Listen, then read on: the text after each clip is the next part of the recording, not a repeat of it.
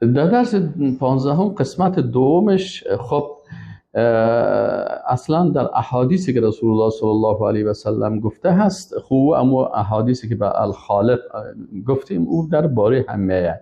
منتها عالم و شما مییم در قسمت دوم چی سرش بحث میکنیم که با اسم الباری الله چه قسم زندگی بکنیم. اول ما و شما فهمیدیم که الله متعال خالق ما و شماست، باری هست، پس ما و شما به این عقیده داریم که الله متعال یکی از اسماء و صفاتش الباری است، به معنای از اینکه مخلوقات از عدم خلق میکنه مطابق امو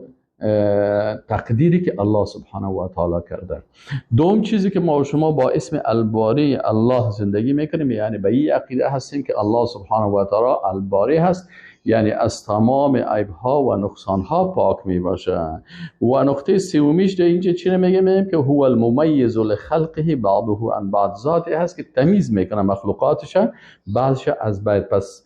فرق کرده بین مخلوقات، مثلا انسان ها چهره و صورت خاصی دارن، حیوانات چهره و صورت خاصی دارن، حتی 2 نفر انسان 10 نفر انسان هم وقتی که شما ببینید در بین میلیاردها انسان، یعنی هر کدامش چهره خاص خود داره که الله سبحانه و تعالی با علم خود و با قدرت خود و با صفت باری خود اینا را خلق کرده و به این شکل اینا را مختلف ساخته هست. و چهارمین نقطه که در اینجا باید ما و شما بفهمیم و هو الذی سوى خلقه بحکمته، که مخلوقات خود با حکمتش مساوی ساخته. پس ما و شما میفهمیم که با الله سبحانه و تعالی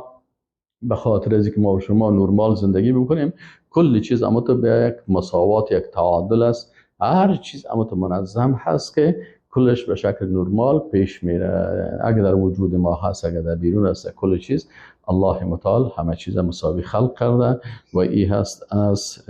صفات الله سبحانه و تعالی و به این شکل ما و شما زندگی میکنیم. و السلام علیکم و رحمت الله و برکاته.